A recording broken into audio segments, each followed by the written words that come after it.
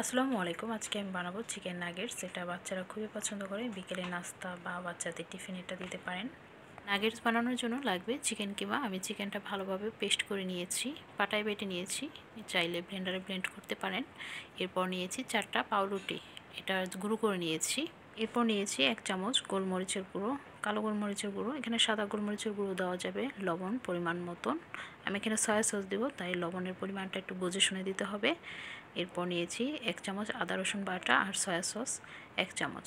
এরপর সবগুলো ভালোভাবে মিশিয়ে নেব। এখানে যা যা উপকরণ আছে সবগুলো একসাথে দিয়ে ব্লেন্ডারও ব্লেন্ড করা যায়। আমি যেহেতু পাটায় বেটে নিয়েছি, এর জন্য আলাদা আলাদাভাবে দিয়েছি।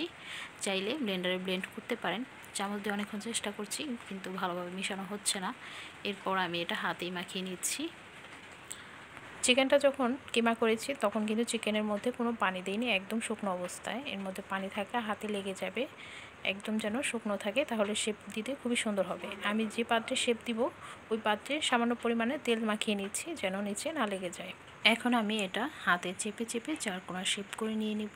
ইচ্ছে করলে যে কোনো শেপ দেওয়া যায়, তবে চারকোনা শেপটা দিলে দেখতে খুবই সুন্দর লাগে। আমি কিন্তু এটা খুব বেশি মোটা করে নিইনি, একটু পাতলা করে নিয়েছি। এটা ভাজার পর কিন্তু আর একটু ফুলবে। এরপর আমি ছুরি দিয়ে কেটে কেটে নেব। এটা দেখে বুঝে নিতে হবে আমি কিভাবে কেটে নিয়েছি, সেই অনুযায়ী আপনারা কেটে নেবেন।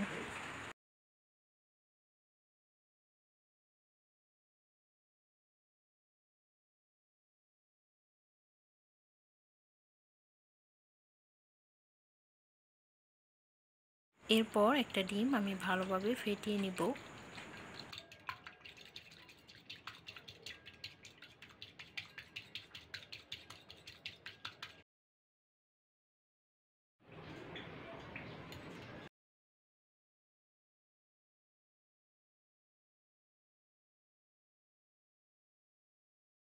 ডিমের মধ্যে চুবিয়ে নিয়ে এরপর আমি এখানে পাউরুটি গুঁড়ো করে নিয়েছিলাম। পাউরুটিটা অরেঞ্জ কালার হওয়ার কারণ হচ্ছে এখানে আমি জর্দার কালার দিয়েছি, যেন দেখতে সুন্দর লাগে।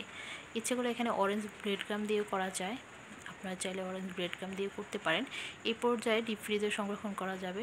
ডিপ ফ্রিজে রেখে দিয়ে আপনার ইচ্ছে অনুযায়ী যে কোনো সময় ভেজে নিতে পারেন, বিকেলে নাস্তা, বাচ্চার টিফিন বা মেহমান আসলে। তেলটা ভালোভাবে গরম হয়ে আসলে এরপর আমি এখানে নাগেটসগুলো দিয়ে দিব। এটা ভাজতে বেশিক্ষণ সময় লাগবে না, যেহেতু চিকেন কিমা করা।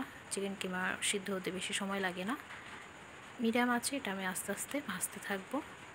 উপরে সুন্দর একটা কালার হয়ে আসলে এরপর আমি এটা তুলে নেব।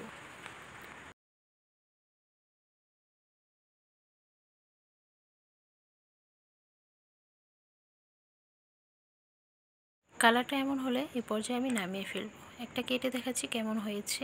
রেসিপিটি যদি ভালো লাগে ট্রাই করতে ভুলবেন না। আল্লাহ হাফেজ।